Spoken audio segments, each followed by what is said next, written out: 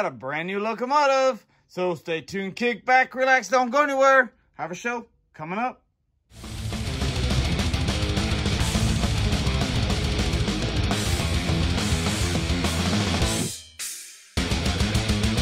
Hi everyone, well thanks for hanging out with me for another episode of the Sean Pacific Railroad. Well everyone, I have a brand new locomotive and it's a North Fork and Southern. But before I get into this locomotive, I want to show you what we have coming up pretty soon. I just want to remind everybody, if you're in the area on June 25th here in Northern California, we have the North State Model Train Show. It's coming up here in my amazing little town of Gridley, California. Now, I will be there. I will be helping out my good friend Matt from Pack Rat Trains and Toys. He is the man that puts this show on, and it's going to be a lot of fun. So I'm hoping you guys can come out and I can meet every one of you. All right, everybody, back to this amazing locomotive. Now, on my layout, I run the Southern Pacific, Union Pacific, and the Western Pacific. The reason why I run those three companies because I live here in Northern California. I live in Gridley, California. It is now the Union Pacific, but it was formerly the Southern Pacific. And not too far from here is Orville, California, the Feather River route, which is now Union Pacific, but it used to be the Western Pacific. So I kind of just model the three on my layout. So this will be the first time having a North Fork and Southern locomotive. I also would like to get a BNSF and a Canadian Pacific locomotive because they also run through here on the main. So that was my inspiration to get this locomotive because I seen it in Roseville Yard and they do run through here. But the good news, and there's bad news. The good news is this locomotive is brand new. It runs amazing. It looks amazing. But the bad news, it won't run on my layout because of my Kato double curves. I don't know what's going on. We're going to check this out. We're going to try to figure out why it keeps derailing.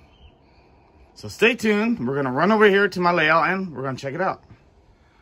All right, here it is out on the layout with my SD70 ACE and my GE44 AC. Now, this model is the SD70 AC. Looks identical.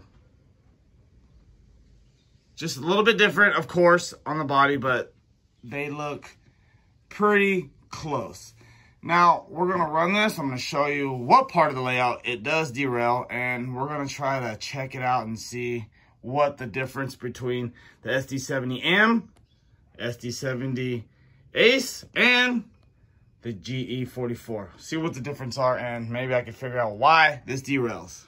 All right, everyone, here we go. We're going to go ahead and start this up and run it on the first curve here and second curve and show you where it comes off the track. First curve. Looks good, sounds great. Here it is, guys. There it goes. That's it. All right, everybody, I have a towel here. I'm trying to be super careful. I don't want to scratch this brand new, beautiful locomotive up because I have to try to resell it or see if the seller will accept my return since the locomotive runs great.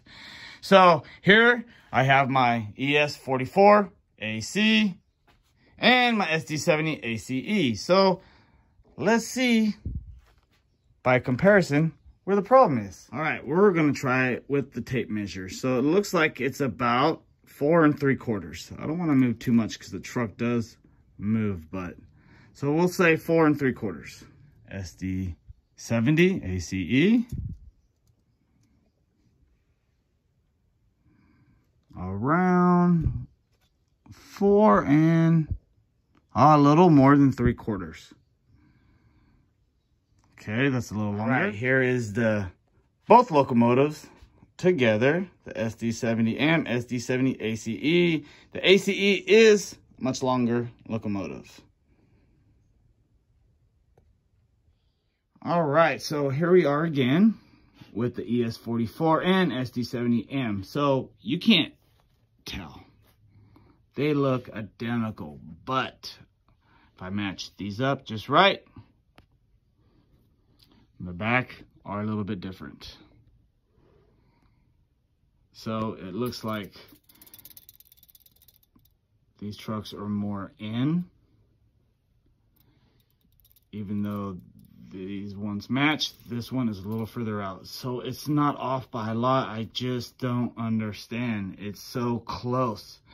But it's just enough for it not to take my curves on my Kato Nscale layout.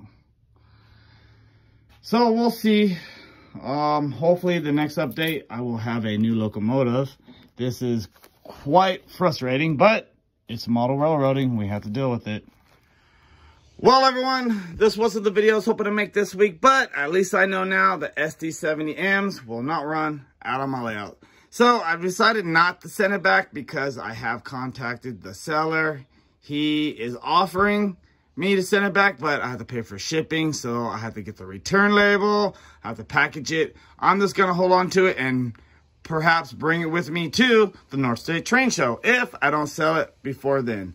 But at least I know now that the SD70Ms will not run out on my layout. If you've had this problem, please let me know. Leave me a comment if you have any ideas, any suggestions. Please leave them in the comment section. You know I love reading your comments and your suggestions. Well, everyone, that will wrap up this video. Hope you guys enjoyed it. I hope this video helped. If not, please, like I said, leave me a comment. Let me know what you think. Have an amazing week, everybody. Thank you.